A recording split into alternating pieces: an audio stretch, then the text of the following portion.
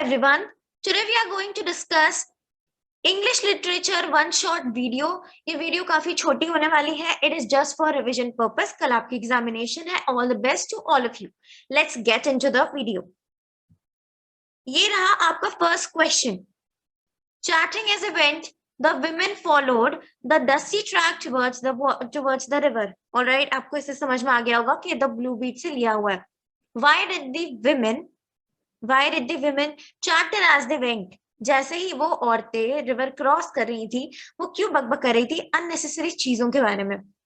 Chapter का meaning आपको समझ में आ गया, राइट? कंफ्यूज मत होना, मैंने आपको बता दिया. अगर ये क्वेश्चन आता है, इससे रिलेटेड कुछ आता है, तो आपको इसका मीनिंग पता ही है. Clear? They were feeling cold to frighten the crocodile. They were worshipping the river. Both A and B. अब आपको इसका आंसर पता है, राइट? इसका आंसर क्या होगा? क्रोकोडाइल को डराने के लिए. क्लियर? एक एक कीवर्ड भी मैटर करता है. इसका मीनिंग क्या है कि situation wise, right? Next question क्या है? व्हाट वर द गुजर women wearing as Sibia went पास देम? जैसे ही वो गुजर विमेन सीबिया से के पास थी, राइट? सीबिया जब उनके पास से गुजर रही थी, तो वो गुजर विमेन क्या पहनी हुई थी, राइट? आपको बताना है कि सीबिया के अकॉर्डिंग सीबिया ने क्या देखा, आपको ये बताना है. जब सीबिया उनसे गुजर रही थी, उनके पास से ट्राउजर्स पहनी हुई थी, coins at the ears, right, bracelets. Both A and B. जल्दी से कमेंट करके बताओ उन्होंने क्या पहना हुआ था. जल्दी से कमेंट करके बताओ. जल्दी से सारे बच्चे कमेंट करके बताओ मुझे. Let me read out the extract for you. They wore trousers tight and wrinkled at the ankles, and in the ears large rings, silver rings made out of melted rupees, and one of them was clinging a stick against the big brass gharas. All right. So इसका answer क्या होगा? इसका answer होगा trousers. Clear है सबको? Trousers पहनी हुई थी, टाइट ट्राउजर्स थे और रिंकल थे एंकल के पास में. क्लियर है? कॉइन्स तो कान में नहीं पहनी हुई थी. ऑन दी अदर हैंड वो रुपीस का है, यानी कि कॉइन्स को मेल्ट करके जो रिंग बनता है, जो कान में गोल गोल रिंग्स होते हैं, तो वैसे वो रिंग पहनी हुई थी. क्लियर है? Next question. which one is not true for गुजर encampment? इसमें से कौन सा स्टेटमेंट है जो कि नहीं सही है फॉर गुजर encampment? Just focus on the word not true. True नहीं है, सही नहीं है. they are grass huts. भी सच है, right? It was a place where the agents stayed while the women were working. It was a place where the nomadic graziers lived. ठीक है? Both B and C. क्या होगा इसका answer? जल्दी से comment करके बताओ क्या होगा इसका answer. All right, let me read out the extract for you. इसलिए रीड कर रही हूँ ना, ताकि आपको एटलीस्ट ये सारी लाइंस याद रहे. इससे रिलेटेड कुछ भी क्वेश्चन है तो आसानी से आप सॉल्व कर सको. So on their way they passed the Gujar encampment of grass huts, first one option clear, where these nomadic graziers would live for a time until their animals had perhaps finished all the easy grazing within reach, or they were not able to sell enough of their white butter and white milk in the district, or there was no one to buy the young male buffaloes for tiger bait. Clear है? That means वहां पे थोड़े समय के लिए वो वहां पे स्टे करती थी, जब तक उनके एनिमल्स ग्रेज ना कर रहे हो, या फिर ऐसा कोई पर्टिकुलर सिनेरियो जो मैंने आपको ऑलरेडी एक्सप्लेन कर दिया, रीड आउट कर दिया. सो गाइस, इसका आंसर क्या होगा? सबसे पहली बात तो वो ग्रास हट्स थे. सही है. यहाँ पे देखो, it was a place where the nomadic graziers lived. वहां पे वो स्टे करते थे for a short time, but वो वहां पे रहते नहीं थे. और प्लस एजेंट्स के बारे में भी ऐसा कुछ नहीं लगा, तो सिंपली आप ऑप्शन नंबर डी डालोगे. क्लियर है? Next question. वो सीबिया जंगली? क्या सीबिया जंगली थी? Yes, no, maybe, can not से.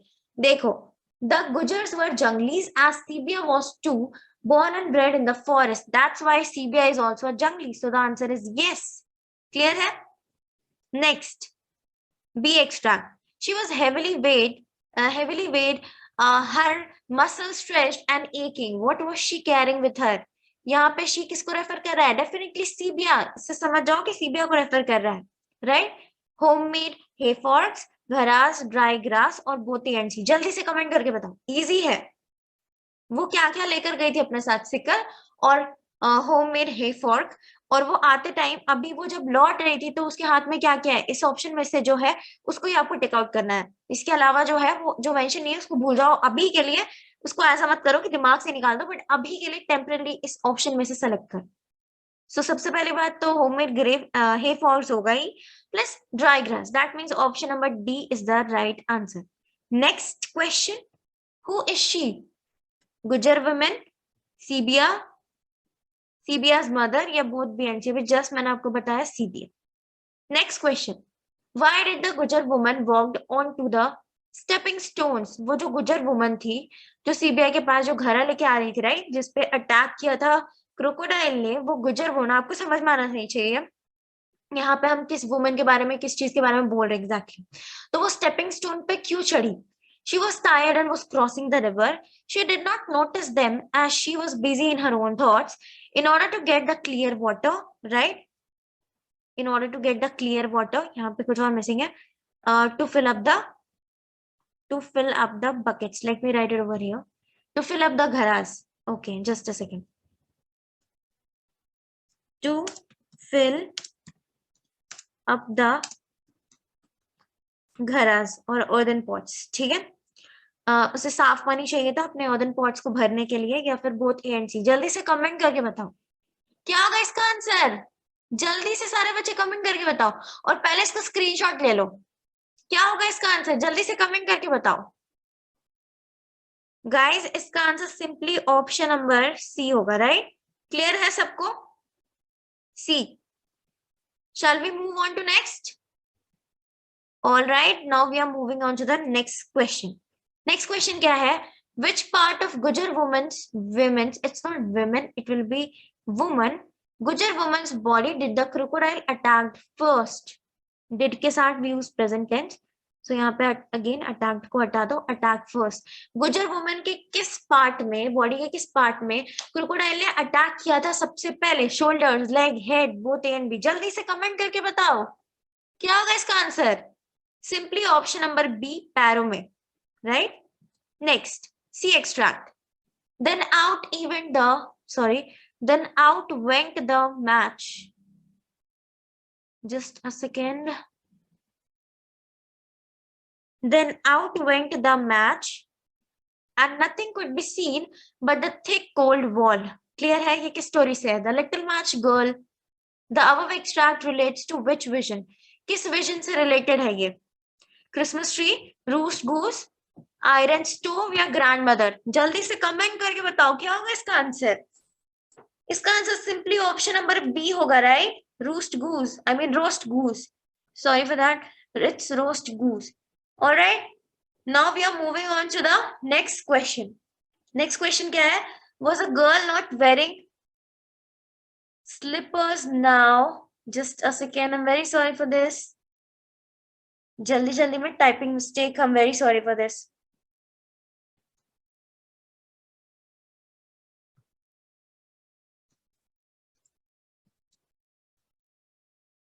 Was the girl not wearing slippers now? क्या उस बच्ची ने भी स्लीपर, या उस लड़की ने भी स्लीपर पहने नहीं थे, राइट? उसने भी स्लीपर्स नहीं पहने थे। क्या ये बात सच है, झूठ है, या फिर क्या होगा बताओ?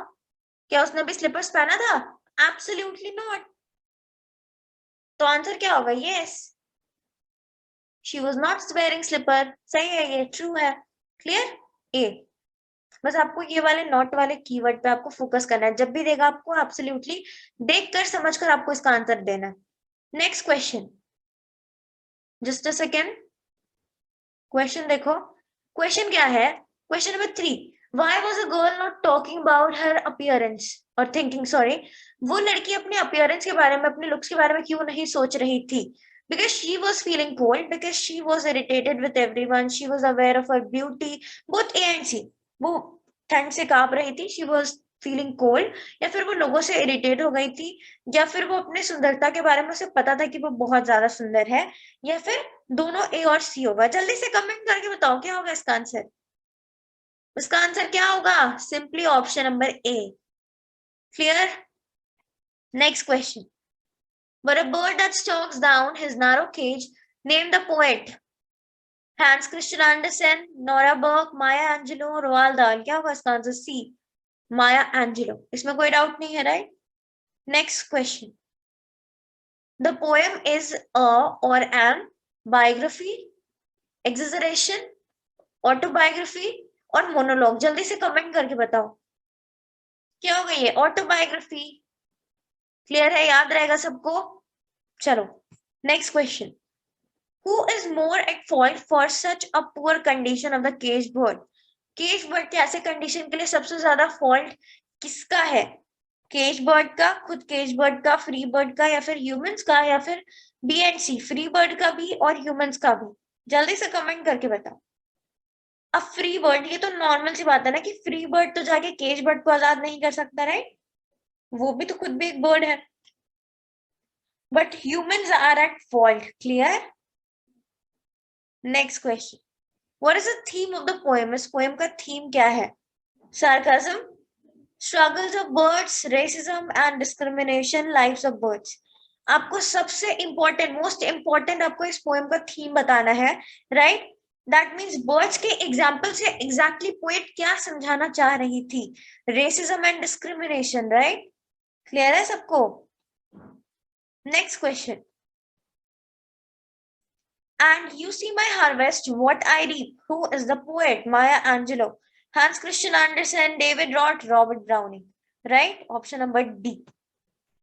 clear है, fine। next question, which stanza acts as a conjunction for the transition from past to present, past से present का जो ये relation है, that means दोनों को जो जोड़ता है, so कौन सा stanza जोड़ता है, दोनों को connect करता है, first, second, third या फिर fifth। जल्दी से कमेंट करके बताओ क्या होगा इसका आंसर, एबीसीडी क्या होगा, let me know the answer in the comment section. The answer will be option number C. Clear है, थर्ड स्टैंजा, याद रहेगा, fine. Next question, what is the tone of the stanza, इस stanza का tone क्या है, देखो stanza, and you see my harvest what I reap. ठीक है, स्टैंजा याद आ गया, फ्रस्ट्रेशन, रिग्रेट, एंगर या फिर हैप्पी, मोस्ट अप्रोप्रिएट बताना। वो पछता रहा है ना, दिस इज लाइक वो बोलता है ना, I who live that the sun, ठीक है, उसे पछतावा हो रहा है कि वो ओवर एक्साइटेड हो गया था, उससे जो प्रेजेस मिले उसमें वो ओवर एक्साइटेड हो गया था और फिर फाइनली उसे डाउनफॉल देखना पड़ा। So the answer is regret, वो रिग्रेट कर रहा है। क्लियर, उसने लोगों के लिए क्या किया और उसे क्या मिला।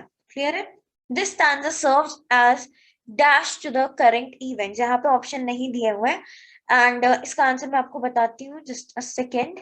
इसका आंसर होगा PRELUDE, प्रिल्यूड, राइट, याद रहेगा सबको इसका आंसर प्रिल्यूड। जल्दी से इसका स्क्रीनशॉट ले लो। Shall we move on to next, shall we move on to the next, क्या हम नेक्स्ट क्वेश्चन की तरफ मूव ऑन करें। इसका आंसर होगा प्रिल्यूड, राइट। अब आपका क्या वर्क है कि आपको प्रिल्यूड का मीनिंग सर्च करना है और फिर अकॉर्डिंगली आपको समझ में आ जाएगा कि इसका मीनिंग क्या है और फिर आप इसको को रिलेट कर सकते हो। So this thing is up to you, आपको ये चीज करना है। Clear, fine. Next question, Thou pale and common drudge, between man and man, name the speaker। अब मैंने इससे ज्यादा क्वेश्चंस नहीं रखे हैं। The reason is that already हमने इतने सारे क्वेश्चन कर लिए, सो बेसिकली हम थोड़े बहुत बेसिक क्वेश्चंस ही करने वाले हैं। सो आपको स्पीकर का नाम बताना है, पोर्शिया, लॉरेंजो, नेरिसा या बेसानियो। क्या होगा इसका answer, simply option number 4, that is Bassanio. Clear है सबको, बेसानियो बोलता है। Where is the speaker now? अभी स्पीकर कहाँ है? In the courtyard in Belmont, in a room in Portia's house, in a garden in Belmont, in Venice, a street। Answer क्या होगा इसका, मैंने कहा है ना कि सारे सीन्स के वेन्यू याद रखो। अभी मैं फिर से याद दिला रही हूँ, सारे सीन्स के वेन्यू याद रखो, सारे पोएट्स के नाम याद रखो। ये सारी बेसिक चीजें आपको पता होनी चाहिए एग्जाम से बैठने से पहले, वरना फिर बाद में आप पछताओगे कि काश मैंने ये सारी चीजें याद कर ली होती तो कम से कम मेरे मार्क्स नहीं कटते। क्लियर है, तो इसका आंसर क्या होगा, इसका आंसर होगा option number 2, in a room in Portia's house. Next question, for which casket the speaker uses the word threatenest. Clear है, किस कास्केट के लिए यूज किया जाता है, किस कास्केट के लिए, स्पीकर कौन है, बेसानियो, उसने किस कास्केट के लिए यूज किया, गोल्ड, सिल्वर, लेड या no one, simply lead, right. Clear है सबको, thou threatenest me। So guys, these were the questions from English literature, one short video। I hope आपको questions अच्छे लगे होंगे। And one more suggestion, guys जितने भी अभी तक क्वेश्चंस हो चुके हैं, one shot, that is one shot particularly from treasure trove and one shot from merchant of Venice, उन क्वेश्चंस को जरूर से जरूर प्रैक्टिस करके एग्जामिनेशन में बैठना, it will be very helpful for you and all the best for your examinations. I hope आप सबकी प्रिपरेशन बहुत अच्छी हुई होगी। So guys all